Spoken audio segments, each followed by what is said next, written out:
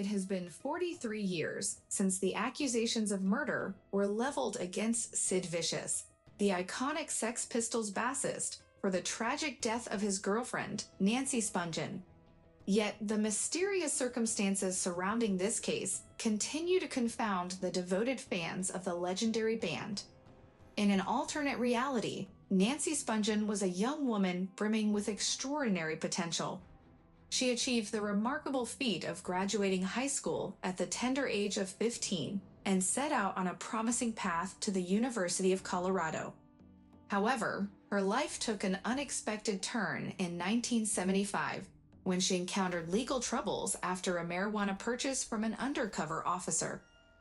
Consequently, she abandoned her academic pursuits and made the decision to relocate to New York City, where she fully immersed herself in the vibrant punk scene.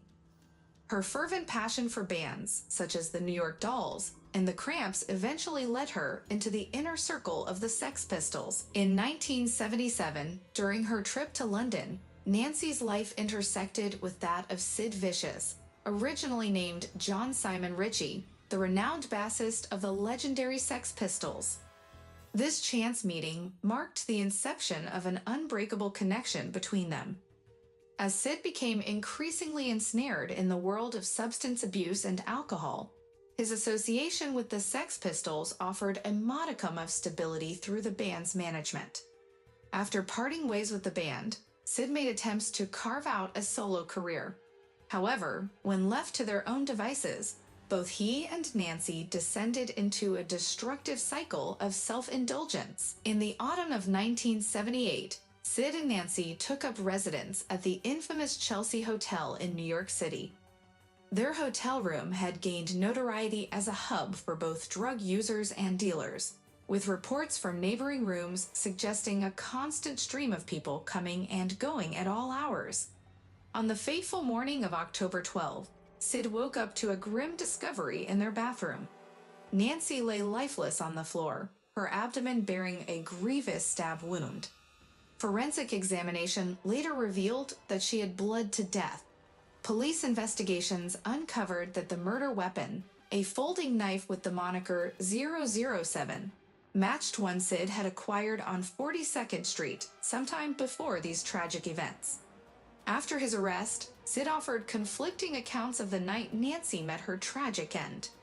Initially, he admitted to a heated altercation with Nancy, acknowledging his involvement in the stabbing, while vehemently insisting that he never intended to take her life. Later, his narrative changed, with him asserting that Nancy had fallen onto the knife accidentally. Ultimately, he claimed a complete lack of recollection concerning the events that unfolded on that fateful night within the confines of their hotel room. Due to Sid's heavily drug-addled state at the time of his arrest, his recollection of the events surrounding Nancy's death proved to be of limited assistance to the investigation. Within the punk community, there remains ongoing debate about who might have been responsible for Nancy's tragic demise, casting doubt on whether Sid was indeed the culprit. While concrete evidence pointing to someone other than Sid committing the murder is lacking, a theory persists that Nancy may have fallen victim to a robbery by drug dealers. This theory emerged when a friend of Sid and Nancy discovered a significant sum of money missing from their hotel room. The New York Police Department never conclusively verified this theory, leaving many questioning Sid's culpability in Nancy's death.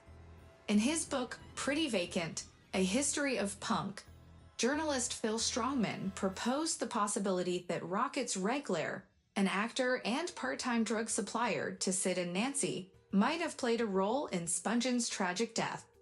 Redglare consistently denied any involvement until his passing in 2001. On October 22, just 10 days following Nancy's death, Sid attempted suicide by slashing his wrists with shards of a broken light bulb.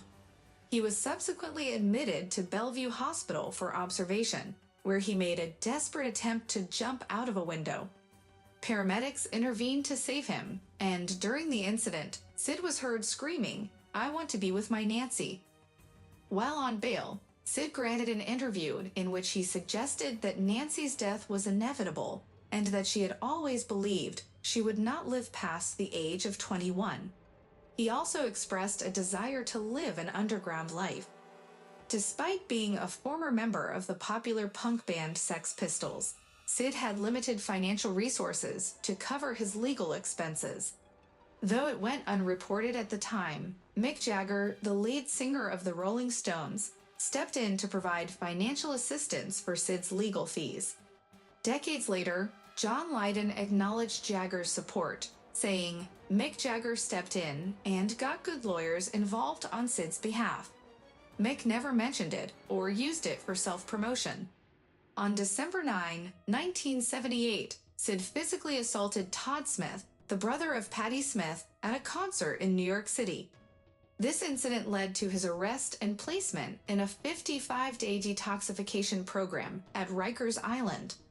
Upon his release on bail on February 1, 1979, he was put under the supervision of Sex Pistols manager Malcolm McLaren.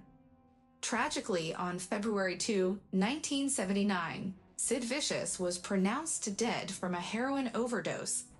With Sid being the prime suspect in Nancy's murder, his death effectively ended the investigation into her tragic demise. Journalist Alan Parker, who had been close to Sid's mother, Anne Beverly, took on the mission of trying to prove her son's innocence before her suicide in 1996. He produced the documentary Who Killed Nancy, based on 182 interviews and a re-examination of police footage. "I just wanted to clear his name," Parker stated. "Of course, I wasn't there, but I could swear Sid didn't do it." Parker uncovered evidence in Sid's favor, revealing that on the night of Nancy's murder, Sid had consumed 30 Tuinal pills, a potent sedative, and had slept through the night. Police found fingerprints in the hotel room belonging to 6 individuals associated with Nancy and Sid, but none of them were interviewed.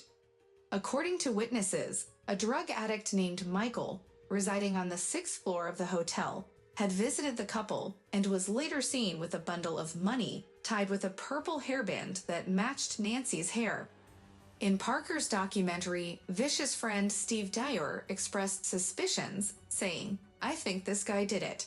Michael. Parker concluded, "The only people who can tell you the truth about what transpired on Bank Street that night are Sid, who is deceased, and Anne, who is also no longer with us." The mystery surrounding Nancy Spungen's death remains unsolved, leaving us with lingering questions about whether Sid could have indeed attacked Nancy with a knife and left her for dead.